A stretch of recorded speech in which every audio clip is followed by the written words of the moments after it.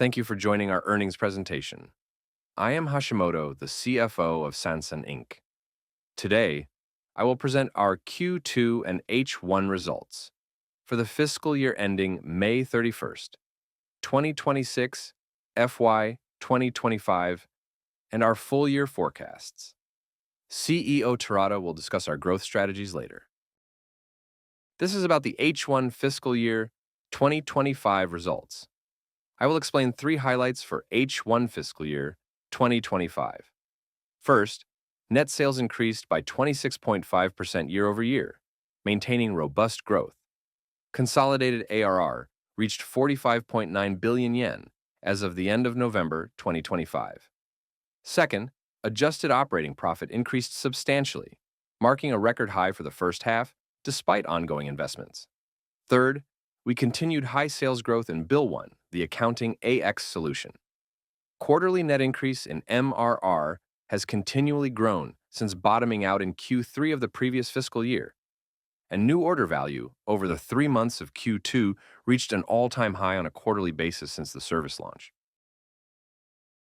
I will move on to the results for the 3 months of Q2.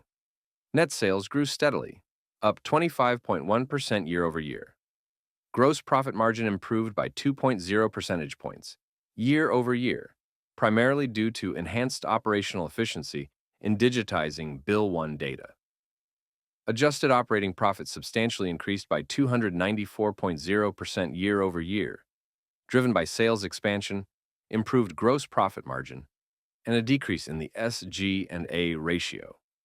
As a result, the adjusted operating margin reached 18.7%. Marking a record high level on a quarterly basis. Against this backdrop, ordinary profit and other line item profits also increased substantially. I will now explain the details of adjusted operating profit. Net sales remained solid, and the gross profit margin increased by 2.0 percentage points year-over-year due to an improvement in the ratios of cost of sales. Regarding the breakdown of SG&A expenses, personnel expenses increased by approximately 577 million yen year-over-year, but the ratio of personnel expenses decreased by 3.3 percentage points year-over-year. Additionally, the ratio of advertising expenses decreased by 1.4 percentage points year-over-year. Furthermore, rents and relocation expenses decreased by approximately 279 million yen year-over-year. This was due to the absence of expenses related to the head office relocation incurred in the same period a year ago, and the elimination of double rent payments at both the old and new locations. As a result, the SG&A ratio decreased by 11.3 percentage points year-over-year, leading to a significant increase in adjusted operating profit. Here's the overview by segment. Both the Sansan/Bill 1 business and the 8 business reported steady net sales growth and a significant increase in adjusted operating profit. This slide shows detailed segment information. Net sales for the Sansan Bill 1 business increased by 25.8% year-over-year. By solution, Sansan grew 18.8% year-over-year, maintaining the same level of growth as in Quarter 1. Bill 1 grew 40.1% year-over-year, continuing its high growth rate. Others includes the performance of Contract 1 and the group company 9out Inkers, both of which are growing steadily. Of which, Contract 1 sales increased by 93.6% year-over-year, and the number of subscriptions reached 569, a 99.0% increase year-over-year. As a result, adjusted operating profit increased significantly, rising 287.4% year-over-year. By solution, Sansan grew 27.5% year-over-year, while Bill 1 recorded a loss of approximately 298 million yen, representing an improvement of approximately 1.3 billion yen year-over-year. Here's an explanation of KPIs for Sansan. The left side of the slide shows recurring sales with a solid 17.4% year-over-year increase. In the center of the slide, the number of Sansan subscriptions increased by 12.1% year-over-year, with a net quarterly increase of 366 subscriptions. accelerating growth from quarter one. Additionally, the monthly recurring sales per paid subscription increased by 4.5% year over year, showing stable performance. The last 12 months average of monthly churn rate, shown on the right side of the slide, increased slightly, primarily due to the higher churn rate in the previous fiscal year's quarter four. However, subsequent churn rates since then have remained stable at a low level below 1%, posing no particular concern. For reference, I will explain the new order situation for quarter two. The new order value shown here reflects reductions due to cancellations and is close to the new recurring sales that will be added going forward. This includes orders already reflected in quarter two sales, as well as orders beginning to be recognized in quarter three and beyond. In quarter two of the previous fiscal year, new order value reached a record high quarterly level due to a concentration of orders from mid-sized and large enterprises with higher unit prices. In quarter two of the current fiscal year, new order value decreased 14.2% year over year, but increased 13.1% quarter over quarter and remains at a high level. Here's an explanation of the KP is for Bill 1. On the left side of the slide, MRR reached approximately 1,069 million yen in November 2025, up 37.3% year over year. While the quarterly net increase has continuously grown at a moderate pace, this quarter's net increase of approximately 83 million yen marks a robust performance, surpassing that level for the first time in a year. In the center of the slide, the number of paid subscriptions increased by 38.9% year over year, with a net quarterly increase of 347 subscriptions. This also continues the stable growth of exceeding 300 subscriptions per quarter since quarter three of the previous fiscal year. Meanwhile, monthly recurring sales per paid subscription decreased by 1.3% year over year due to an increase in acquiring smaller customers. However, it remains at a high level, so it is not a situation of particular concern. The last 12-month average of monthly churn rate, shown on the right side of the slide, remains low at 0.35%. The new order value for quarter two increased 16.9% year over year and 57.8% quarter over quarter, reaching a record high quarterly level since the launch of the business. As a result of strengthening our sales organization and sales approach, not only our invoice receipt service, but also our expense reimbursement service has begun to grow steadily, and we view this as further increasing the likelihood of MRR growth from quarter three onward. I will now explain the 8 business. Net sales from B2C services remained robust, increasing 11.6% year over year. Net sales from B2B services increased by 27.7% year over year, driven by steady growth in business events and strong growth in recruitment-related services. Furthermore, under business operations focused on profitability, net sales remained robust, resulting in adjusted operating profit increasing significantly by 336.9% year over year. I will now discuss the progress of our full-year forecasts. Both net sales and adjusted operating profit through quarter two progressed in line with the full-year forecasts. In particular, adjusted operating profit exceeded our initial expectations for the first half, driven by robust sales growth and progress in cost efficiency. As I have explained, we achieved significant year-over-year profit growth, demonstrating the increasing leverage in our profit generation.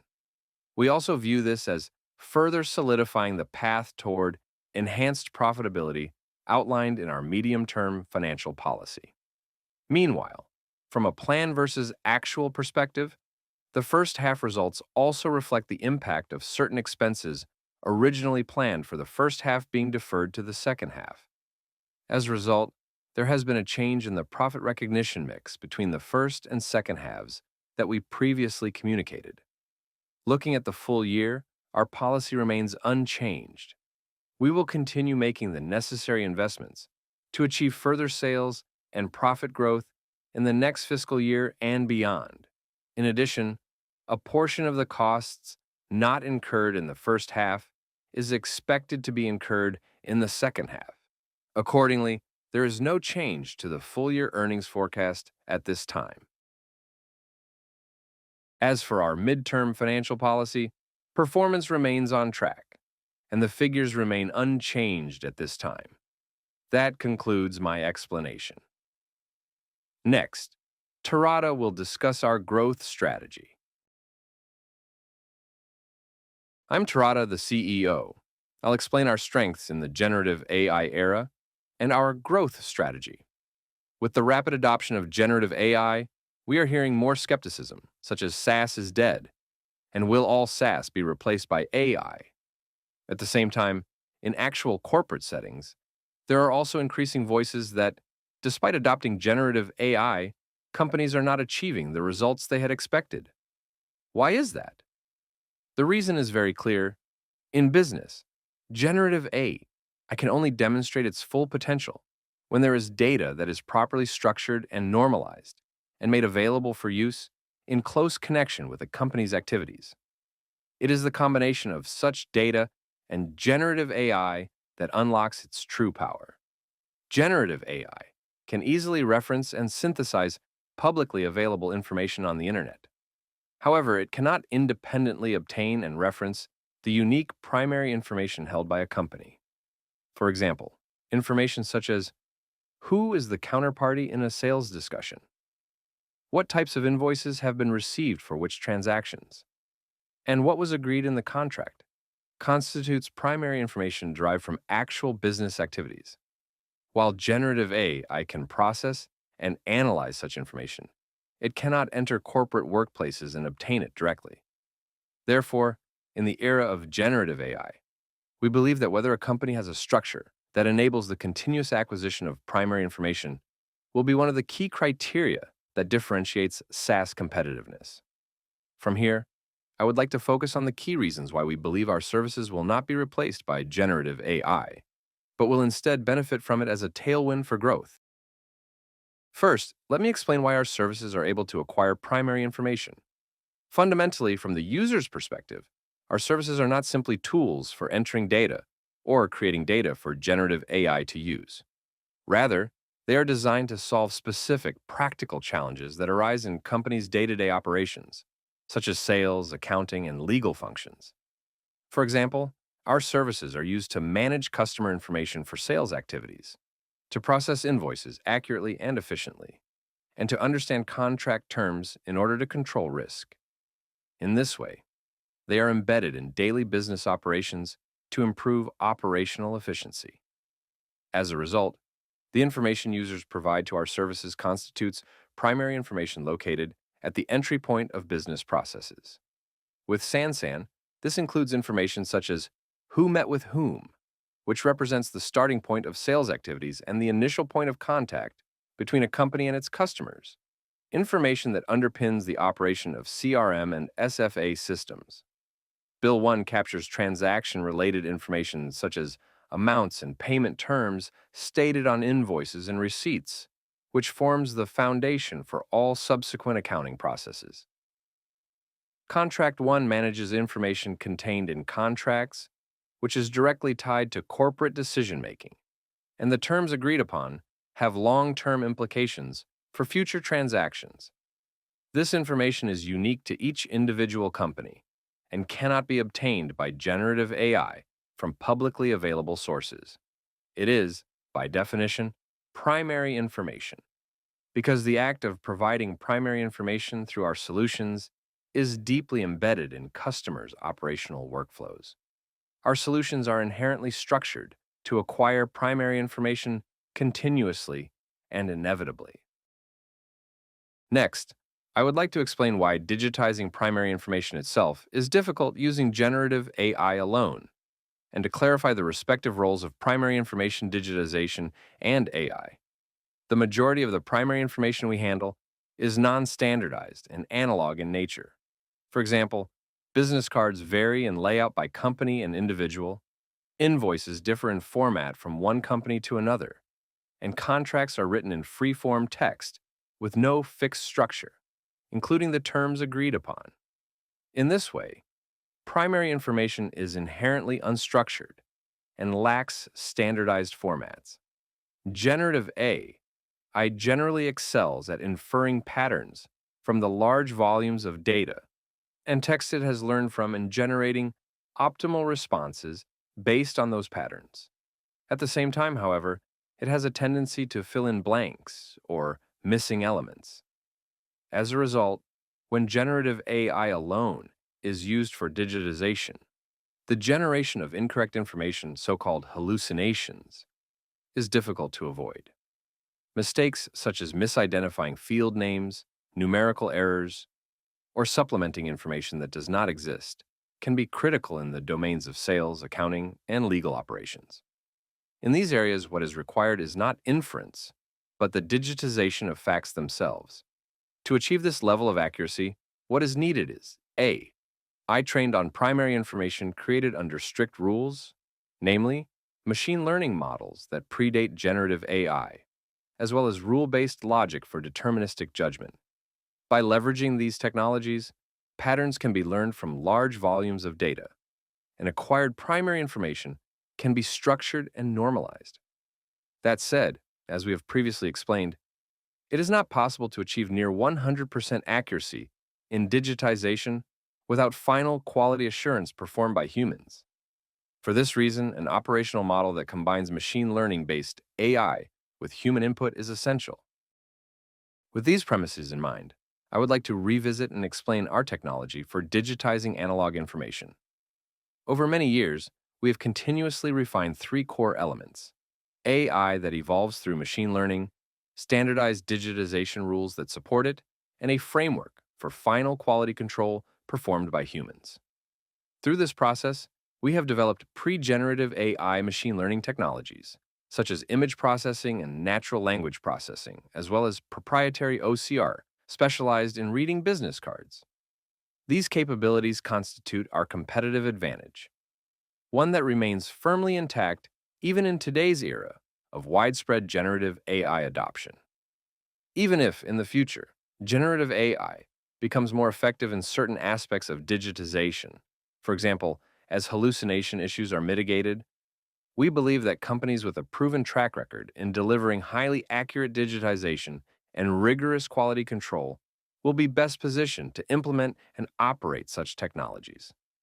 In this respect, we see ourselves as having a significant advantage. In fact, we have successfully developed our proprietary generative AI, Viola, which has already had a meaningful impact on reducing digitization costs in recent periods. Going forward, we will continue to advance our data technologies by leveraging the expertise and know-how we have accumulated over many years. From here, I will explain the characteristics and growth strategies of each of our solutions. I will begin with Sansan. When categorizing SaaS offerings along a spectrum from data-oriented to process-oriented, Sansan is positioned as a data and knowledge-centric SaaS. What Sansan handles is not merely customer contact information, but the context of corporate activities themselves. For example, it digitizes and accumulates primary information that forms the foundation of sales activities, such as who met with whom and when, what kind of relationship exists with which company, and which deals progressed based on whose actions. By structuring and normalizing this accumulated information and further enriching it with more than 2.3 million company profiles and other data, we enhance data quality and develop it into foundational data that supports activities across the entire organization. This foundational data is highly compatible with generative AI. As a result, value creation through AI utilization is expanding in areas such as prioritizing sales opportunities and generating proposals based on past experiences. To enable this, we are currently rolling out features such as the Sansan MCP server and the Sansan AI agent, with proof-of-concept initiatives already underway at large enterprises. The Sansan MCP server connects Sansan's business data with external generative AI tools, such as ChatGPT, enabling advanced data utilization. Meanwhile, the Sansan AI agent allows integrated business data to be leveraged through simple instructions, supporting enhanced organizational capabilities in sales and marketing functions. In this way, Sansan is evolving the sales context accumulated within organizations into business data that can be effectively utilized by generative AI. We view these initiatives as important growth drivers in the era of generative AI. Next, I will explain Bill 1. Among our solutions, Bill 1 is positioned as a process-oriented SaaS with a strong focus on improving and automating operational workflows. Its core value does not lie in the secondary use of generated data, but rather in how effectively it can streamline accounting workflows themselves. Against this backdrop, the reason Bill 1 can continue to evolve in the era of generative AI is that it securely captures primary information at the very upstream of the accounting process. In invoice processing, a series of steps, from receiving invoices to creating records, matching line items, approval, and journal entry, are carried out sequentially, and many of these steps are still handled manually today. The reason automation through AI has not progressed as much as expected is clear, and one key factor is the lack of complete and accurate primary data. Bill 1 reliably receives invoices, which constitute primary information, whether in paper or PDF format, and digitizes them with high accuracy. In addition, it has succeeded in digitizing line item details, which had previously been difficult to achieve. With this high-quality primary data in place, we have been able to develop new features, such as AI-powered automatic matching and AI-powered automatic entry, enabling us to access areas that were previously difficult to automate. An important point is that AI-driven automation only becomes viable when both accurate primary information and continuity across business processes are present. By capturing this structure from the entry point, Bill 1 has begun to evolve into a platform that can automate accounting processes end to end, from upstream to downstream, across the entire organization.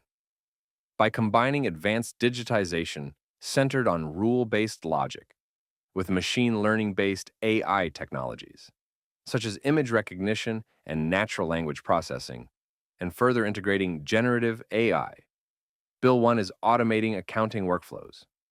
We view this as representing significant growth potential in the era of generative AI. To conclude, the common element across all of our solutions is that they capture primary information generated at the entry point of core business operations that underpin corporate activities. The digitization, structuring, normalization, and utilization of primary information form the essential foundation that enables downstream systems and generative AI to deliver meaningful value. We believe that our ability to consistently acquire, digitize, and leverage primary information represents a strong competitive advantage in the era of generative AI and serves as a core growth platform that we intend to further strengthen going forward. Currently, Sansan, Bill 1, and Contract 1 are offered as independent solutions. Looking ahead, however, we envision deepening the connectivity among these solutions to a greater extent. Over the longer term, our goal is to move beyond individual functional domains, such as sales, accounting, and legal, and to become a business infrastructure that supports everything from the starting point of corporate activities through to decision-making across the organization. That concludes my presentation. Thank you very much for your attention.